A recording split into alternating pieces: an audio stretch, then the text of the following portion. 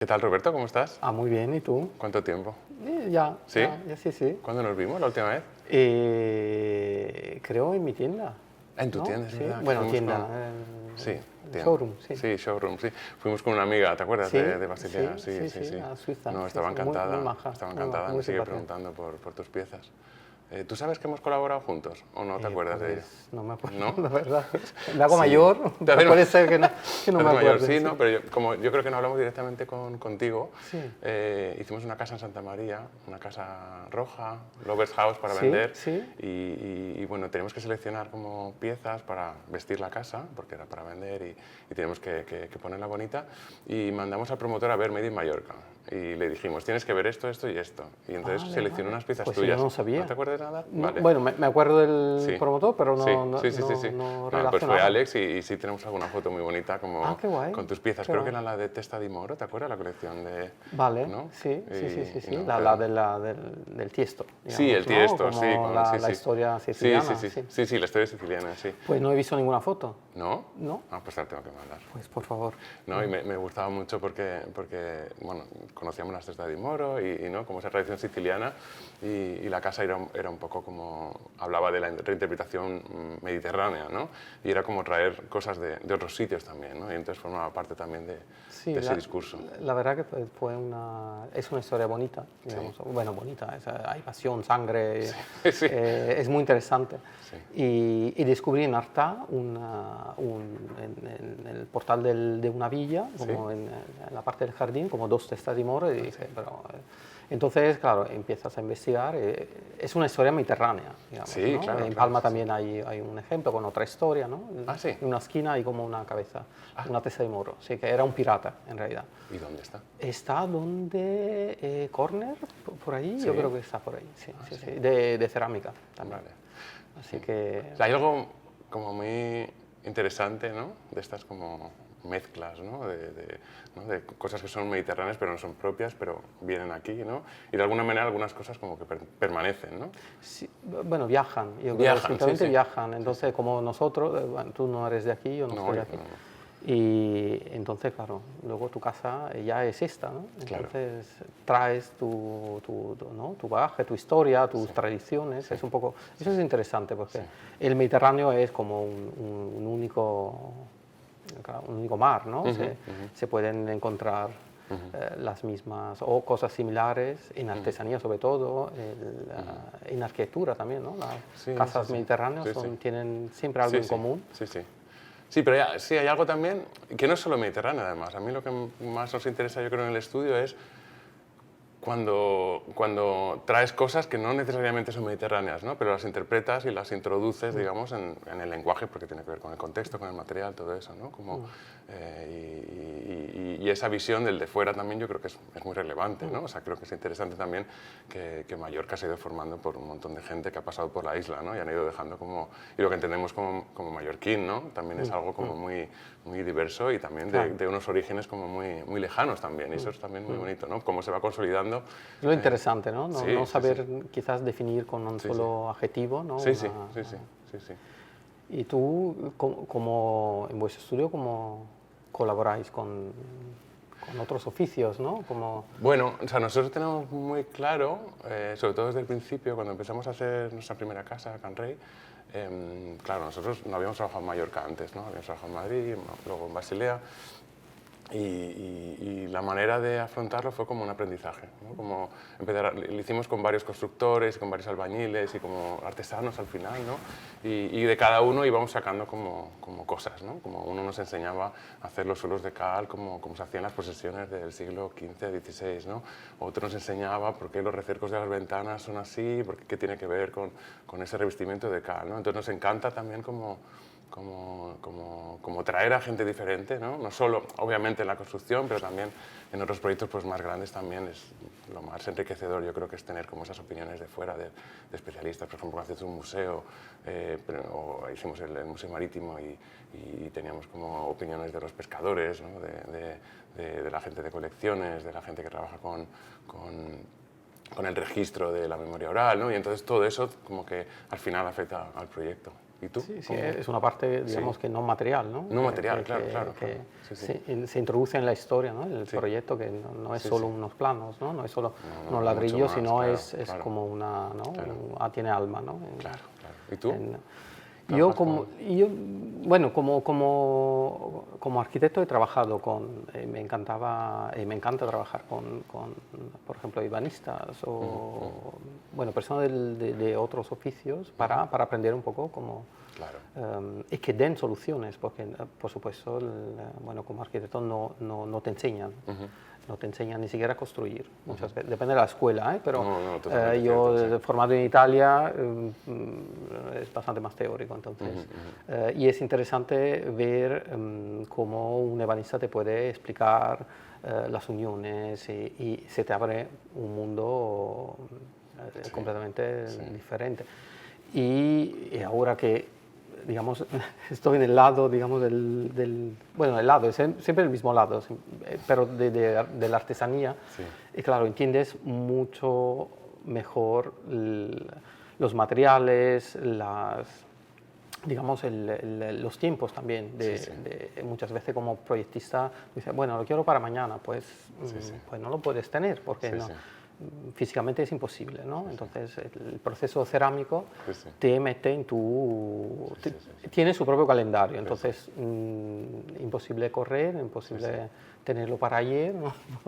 Como se suele decir. Sí, pero también tiene algo, ¿no? La cerámica, o sea, entiendo que lleva sus tiempos, ¿no? Y que, bueno, tienes que hacer como, primero le das forma, ¿no? Y luego, pero de alguna manera, ¿no? Es un poco más rápido que en arquitectura, y eso también, hay algo que a mí como que no sé, me cuesta un poco, que es como siempre a largo plazo, ¿no? Un proyecto de arquitectura acaba en 2 años, ¿no? A otra escala. Claro, a otra escala, ¿no? Lo que yo he ganado como diseñador, digamos, es poder realizar con mis tiempos mis prototipos, cosa que antes tenía que acoplarme, digamos, a los tiempos que no eran míos, ¿no? Claro. Entonces ahora sí que, y eso sí que es una parte interesante, porque tú puedes tener una idea en un día.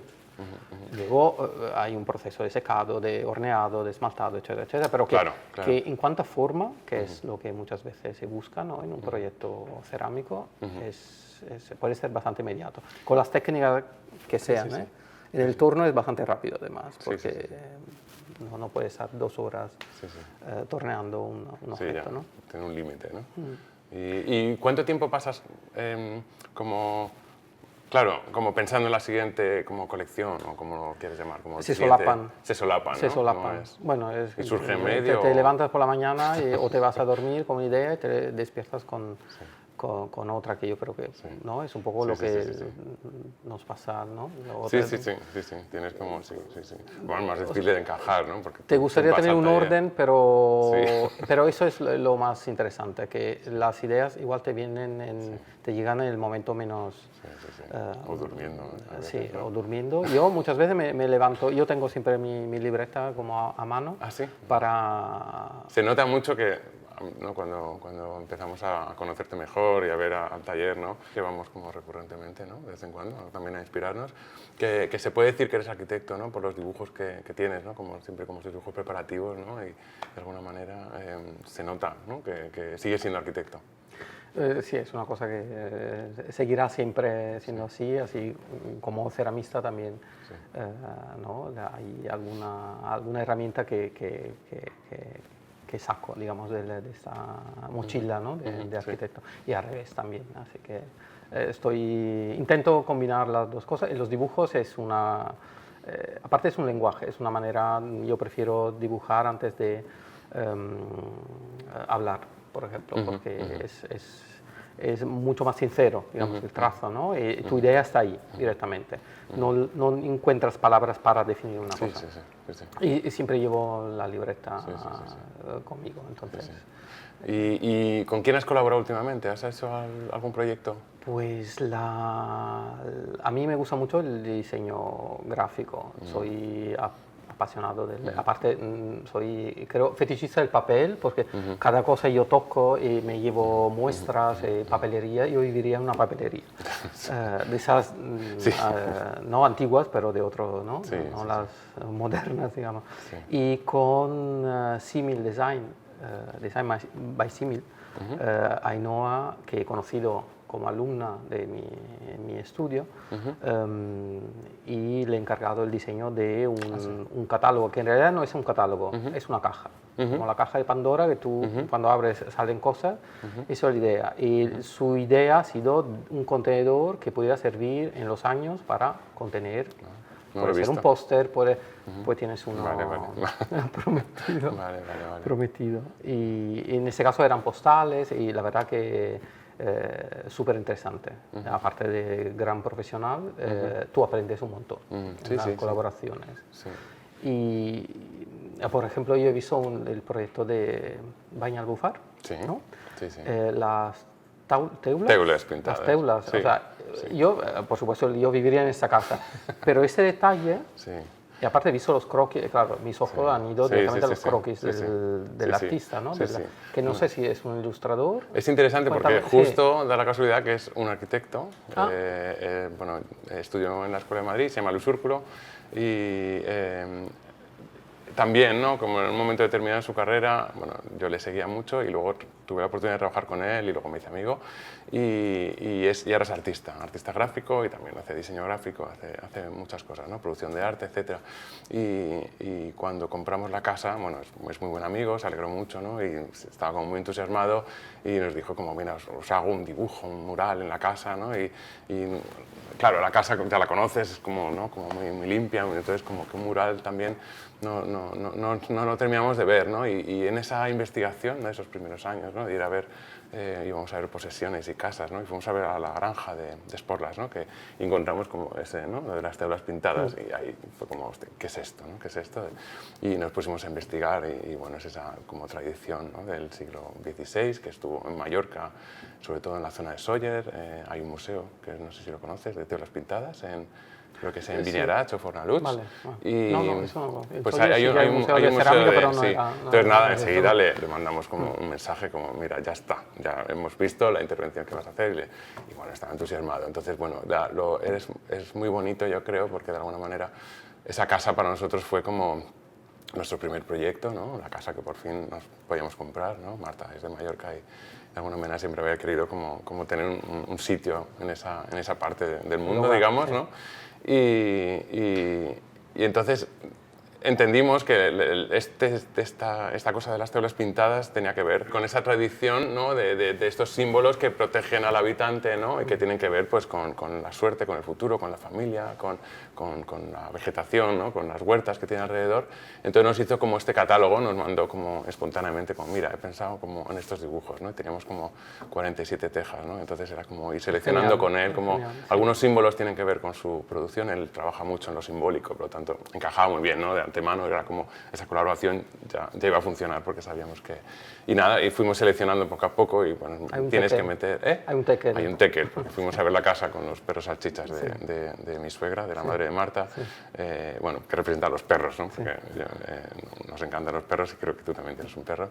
Pero bueno, hay un poco de todo, ¿no? Hay como incluso hay un bicho bola, porque está lleno ese pueblo está lleno de bichos bola, son como todo lo que forma parte como de... A mí me pareció el detalle. Muchas veces en muchos proyectos es lo que falta, ¿no? Cuidar hasta... Sí. A mí me gusta que el proyecto no se quede solo como en la foto de una... Sí, o en lo físico, como la construcción, pero que también tenga como magia, ¿no? Y ese punto extra que trae. Historia también, ¿no? Historia, claro. Y ahí también pues pone, mira, 2016, que es cuando lo hizo, ¿no? Y, sí, habéis marcado un punto. Sí, un punto, ¿no? De vuestra historia, ¿no? Sí, también hay un símbolo que representa a mí y a Marta juntos, que juntos forman como una persona, ¿no? Como hay como mucha mística en todo eso. Es un relato, ¿no? Sí, es un relato. Físico. Sí. Bueno, también hay una cosa también que me interesa mucho, que he estado también como leyendo últimamente. El otro día vi una charla de los etruscos, ¿no? Y en la Fundación Marc en Madrid. Y de pronto pensé en ti, porque muchas de de la información que el arqueólogo tenía venía de la representación en la cerámica, ¿no? Como ¿no? Él sacaba conclusiones del mercadeo que tenían, como con los barcos, con las embarcaciones, con las ánforas, y luego las historias mitológicas de que los etruscos se convierten en delfines, ¿no? Y de alguna manera pensé en ti porque vi hace poco un proyecto tuyo, de Antonia, ¿no? ¿Se llama? El demonio, sí. El demonio, ¿no? Sí, y también es como una especie de testimonio ¿no? de los tiempos que vivimos, sí. ¿no? Sí. Era como un homenaje un poco a una tradición que no es la mía, pero que vas conociendo, que yo creo que es lo interesante. Quizás alguien de fuera Claro. se acerca a las cosas que todo el mundo, o sea, quien vive desde toda la vida, quizás lo tiene muy descontado, ¿no? Como sí. ahí sí. fijo. Sí. Entonces, la curiosidad del forester, digamos, que tú profundizas, excavas, a mí eso es un aspecto que y lo entiendes de otra manera, lo entiendes con tus ojos, digamos. Sí, claro, haces luego al final tu propia lectura y tu propio relato, ¿no? Que no es ni imitar ni sustituir, simplemente añadir. Entonces, eso ha sido, digamos, mi aportación y me lo paso súper bien. O sea, estoy haciendo como nuevas colecciones sobre el mismo personaje, ¿no? Ahora tengo una cosa que es una matrioshka con los demonios, las demonios uno dentro de otro. Sí. Y lo que me gusta de este proyecto como dinámico, ¿no? Que no es estático, es que detrás hay un estudio que estoy intentando llevar a cabo sobre el souvenir, o sea, el recuerdo, ¿no? Vale. O sea, ¿qué es el souvenir hoy en día? Sí. Viajamos tanto, viajamos a bajo coste, pero en realidad, ¿qué te llevas? ¿No? De un lugar. Entonces, es una cosa que luego afecta a muchas. Imagínate en Italia, Venecia, ¿no? Florencia, que ya según qué temporada no se puede ir, ¿no? O ni siquiera se puede vivir muchas veces. Entonces, claro, es un poco. Diseñemos el souvenir, diseñemos la manera de viajar. ¿No? Hay una cosa en Banyalufar, creo que no tuviste la oportunidad de venir al estudio, pero conseguimos alquilar. El único sitio que vimos que podíamos tener el estudio era la primera tienda de la tienda de cerámica, una tienda de cerámica que llevaba abierta desde 1900. Sí, tengo una foto de esa tienda. Sí, hay una tienda. Y es muy gracioso porque como unas baldosas nos quedamos en la primera planta, que estaba lleno de platos, los bajamos abajo todo y estaba como lleno de cosas, ¿no? Sigue abierta, o sea, sigue abierta con cosas todavía de 1960, o sea, es increíble, ¿no? O sea, ya se han ido llevando, ¿no? Como ha habido una especie de selección casi como natural, ¿no? Pero claro, ya nadie se lleva platos, ¿no? Esa cosa del souvenir, antes la gente se llevaba un plato porque en el avión no había ningún problema, metías un plato, una fuente, ¿no? Y era un recuerdo, ¿no? Y ahora, claro, se ha quedado congelada, casi nadie se lleva nada, se lleva una postal como el recuerdo mínimo, ¿no? Ni siquiera la postal, ni siquiera, se la lleva pero no la manda. No la manda, acaba en un cajón. Es como si, ¿no? Pero es verdad, mucha gente que viaja, que entra en San Feliu, en la cochera, en mi tienda, dice, ay, qué pena que me lo puedo llevar. Pues entonces le doy todas las soluciones. Claro. Le pone los calcetines dentro de la jarra, lo envuelve con la falda. No te lo lleva porque no quieres. Pero sí que es verdad que es el problema recurrente, que no puedo. Entonces, claro, tú dices, yo he estado hace poco de viaje a Viena y claro, ahí tenía una mochila así en invierno, o sea, yo creo que hay que cambiar un poco esta regla del juego porque... Y hay una cosa también para mí interesante a nivel ciudad, ¿no? Como que esos locales, ¿no? En el centro de la ciudad se van como llenando de tiendas de souvenirs que al final son como o de 24 horas, ¿no? De colmados, que me parece estupendo que cada uno ponga la actividad que quiera, pero hay, por ejemplo, una cosa que me fascina mucho de Francia es cómo cuidan los locales. Los locales no es solo una tienda, no es solo un escaparate, es historia. Entonces, todo lo que hay dentro está súper catalogado, el mostrador, la estantería, y eso... Y la preservación de los letreros también, ¿no? Se pudiera, si allí no te dejan... No te dejan, Yo recuerdo, en Italia también suele pasar, en las grandes ciudades, recuerdo hace muchísimos años, el primer McDonald's en Plaza España, en Roma, no le dejaron hacer nada. Y es fantástico, porque el logo está detrás del cristal. El edificio está conservado y esto es el respetar, ¿no? Cosa que me sabe mal, pero vivimos en una ciudad quizás que... Bueno, ciudad, yo creo que país, ¿no? Porque es como... hay un nivel, ¿no? Hay algo que trabajamos en el último proyecto que estamos haciendo, que es una reforma muy pequeñita de un ático en la calle Bonaire, ¿no? Todavía no hemos acabado, pero estamos cerca. Y hay algo, como siempre pensamos, ¿no? Como que el nivel calle, ¿no? Tienes esos locales con esos letreros, ¿no? tan descuidados y que sustituyen lo que había sin ningún tipo de pudor. Y luego arriba, ¿no? De los edificios otra vez se vuelve a como degenerar y salen esas terrazas de PVC, esas construcciones, ¿no?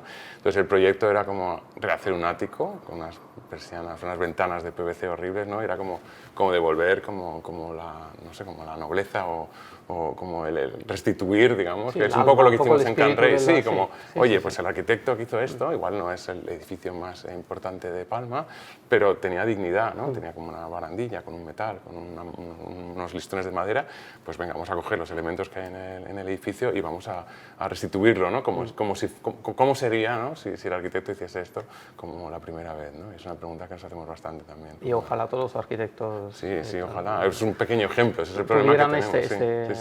¿no? Este método, ¿no? Sí. Que yo creo que es un poco... Hombre, yo creo que tiene que haber una intención política, pero tiene que haber como esa reflexión de que... Esto depende de cada uno de nosotros. Sí, claro, pero como bueno. Como propietario, como profesional, claro, como ciudadano también. Entonces no se puede, ¿no? dar la responsabilidad. Y me imagino que tiene que tener un cliente que, que acepte, digamos, un poco... O sea, creo que nosotros, los arquitectos en general, yo creo que dependemos mucho del cliente, ¿no? Porque hay una transición para nosotros, empezamos hace 7 años, ¿no? Al principio era el cliente era el que era amigo, vecino, ¿no? Era una cosa, y ahora es el que te busca, ¿no? Y de alguna manera también hay un proceso con cada cliente, porque cada proyecto viene definido por el cliente, por su capacidad económica, por supuesto, pero también al final los encargos tienen que ver con su contexto, ¿no? Como la preexistencia, si es una reforma, ¿no? Que tienes que cambiar, que tienes que transformar, que hay, que no hay. Y en este sentido, el cliente, claro, o sea, para poder hacer una cosa como la que te he contado ahora, es fundamental que esté implicado, ¿no? Y que entienda lo que se quiere hacer y igual conlleva un gasto extra, ¿no? Pero en este caso pues, lo entendieron desde el principio, ¿no? Y nos dieron como ese respaldo para hacerlo también. Y también hay una cosa muy bonita con el cliente es un proceso muy largo, como te he dicho, en arquitectura, ¿no? Son procesos de, no sé, mínimo 1 año y medio, 2 años o más, ¿no? Y entonces, hablo del cliente privado sobre todo, ¿no? Porque es casi todos los proyectos que tenemos ahora. Pero hay un proceso también como de aprendizaje, ¿no? Y de ganar esa confianza, ¿no? Pero también hay una cosa didáctica que tú tienes como que explicar, ¿no? Por qué haces ciertas cosas o por qué le propones ciertas cosas y por qué cosas que él igual propone, pues tú le dices, no, pues mira, se la rebates. Entonces, yo creo que el mejor cliente es el que coge esa confianza contigo, ¿no? Y acaba como yendo ¿no? como contigo, ¿no? Como acompañándote en el proceso, ¿no? Y yo creo que eso es muy importante para nosotros. ¿Y tú qué tipos de cliente tienes? Claro, porque... Yo tengo un poco el cliente que me encuentra, digamos, paseando por Palma, y soy uno de los sitios, yo siempre lo digo, más mágicos de la ciudad, porque podría ser Londres, Milán. He visto rincones muy similares, tiene como algo industrial, ¿no? Había una antigua imprenta.